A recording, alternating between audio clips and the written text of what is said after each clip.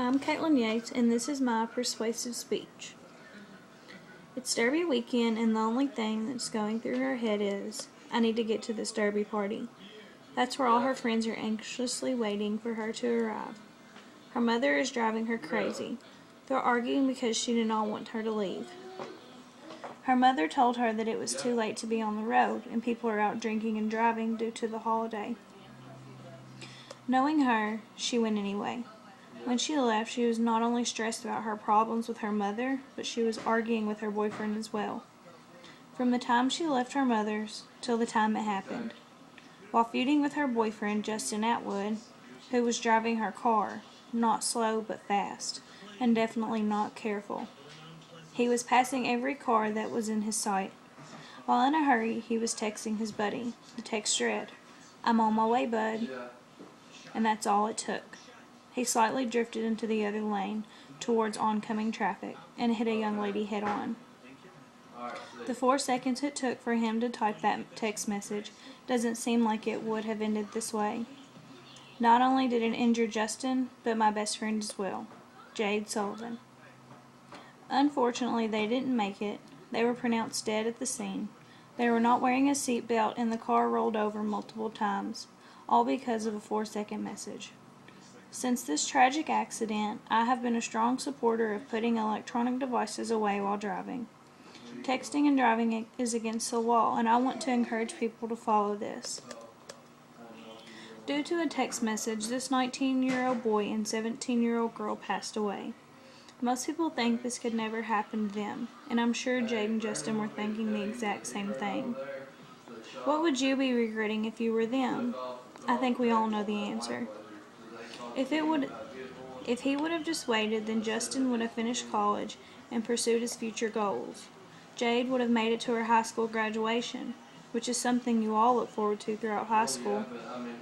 Since this was only a week before graduation, you can imagine how hard this was on the class of 2012, and especially me and the rest of her close peers. What if this was your child or family friend? You're probably thinking that I want some grief for my loss. However, that's not the case. I'm simply explaining to you how long it takes for your life to end. 4 seconds. Wow. It's absolutely crazy to imagine that. It's crazy to think that looking down just to type a couple of words can result in someone losing their life. But it can. Taking your eyes off the road for so much as a second can result in a very tragic accident. I actually read a few facts on the internet at onlineschools.com that are quite interesting. This website stated that if you're driving 55 miles per hour while texting, that equals driving the length of a football field without looking at the road.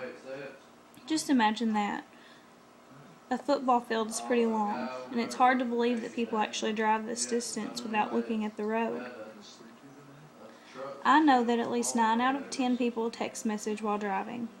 Although it's not only texting that's the problem. It could be talking on the phone, changing a song on your iPod, even simply looking in the mirror. Either way, each one of these tasks are distractions. I'm not trying to lecture you or make myself sound innocent, because I myself am very guilty of this charge. Before having to live with losing a very important person in my life, I used to text and drive at least 10 out of 10 times I was operating my vehicle. Yes, that's every single time I was in my car, driving down the road. I was reading text messages, replying to text messages, and I'm even guilty of being on Facebook. You all know that's just part of being a teenager, anxious to talk to someone and being very irresponsible. Each and every driver needs to look out for drivers texting. In Kentucky, texting and driving is illegal. If you are caught, you are charged with a DWI, driving while intoxicated. Yeah, that sounds really stupid, but it's actually the truth. If you are caught while texting and driving, you will be charged with this, which includes a fine plus court costs. In my opinion, a 3 to 5 second text message is not worth it at all. This law has been in effect since 2010, but that doesn't stop people, especially teenagers. And what is really shocking is drivers under the age of 18 are not eligible to have a cell phone in their hand while their vehicle is in motion. This includes both texting and talking on the phone. This law also covers both handheld and hands-free phone calls and text. Of course, this doesn't stop unstoppable teenagers. For adults, the law states that they are authorized to talk on the phone. However, in my opinion, experienced or not, it's dangerous as well. But I do it, and I'm sure you do it, and mostly everyone does it. But as for strictly texting and driving, this is illegal for all ages in Kentucky. I do agree that this is a very smart law, only if people could follow it. Drinking and driving used to be the #1 cause of fatal crashes, but now texting and driving has been labeled the #1. Drunk driving has dropped 53% since 1982, now at an all-time low. While drunk driving seems to be at a slowing rate, texting and driving is becoming an epidemic, jumping 78% from recent studies. I never would have thought that drinking and driving would have been passed up by texting and driving, but it has. Another way this threat may decrease is if authorities actually enforce the law more than they do now. Police officers and other law enforcement needs to be more aware of drivers that are texting. Many times I see a fellow driver texting right beside me and a cop directly behind them. However, no action is taken. Shouldn't law enforcement be doing their job and punishing these people for breaking the law? If someone is going to get a ticket for no seatbelt, then a ticket needs to be given for texting and driving, right? Oftentimes, texting and driving is overlooked because it's not a serious crime, but it is. A law is a law, so we should follow them regardless of how ridiculous they sound. Law enforcement should also treat each law the same no matter if it is drinking and driving or texting and driving. So next time you are texting and driving, remember that they actually made this law for a reason. Teenagers often state that texting while driving is so easy, so how could they possibly wreck? What they don't realize is that they are risking their life along with others. Not only is texting and driving a major problem among teenagers, but also adults. I've actually heard adults say they can drive safely while texting and driving because they're used to it or more experienced since they're older. Why would a parent want to do this in front of their child anyways? They are teaching them that this is okay, but it's not okay. Just because adults have been driving longer than a teenager does not mean that they are more skilled at texting and driving. I do not think that anyone is skilled at texting and driving. The bottom line is that it is dangerous. Adults need to start setting good examples for their children so the future drivers will not sport the same bad habits. I even had an incident of my own, and you would think that I would have learned from that, but unfortunately I did not. I was trying to get where I was going, not thinking about anything other than the music and my phone at the time. Then I had my life flash before my eyes. A deer ran out in front of my car, at least that's what I thought.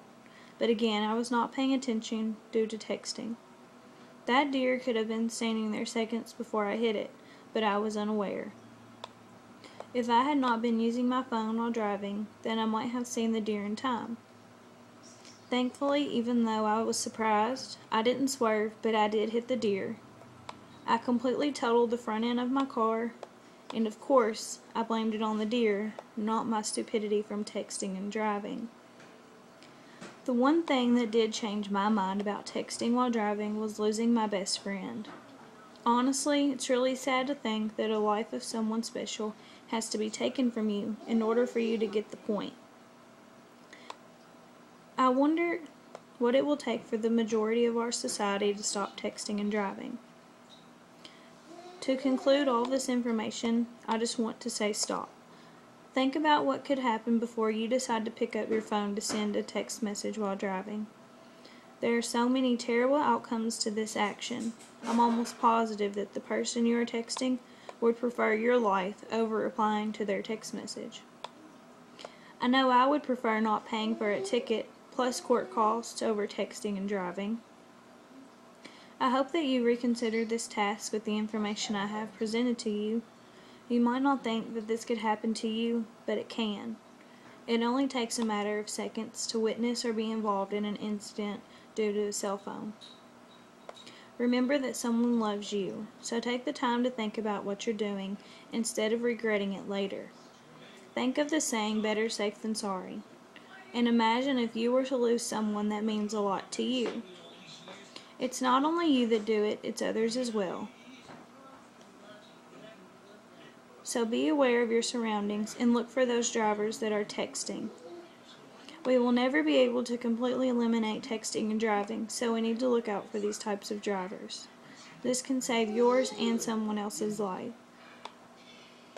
Thank you.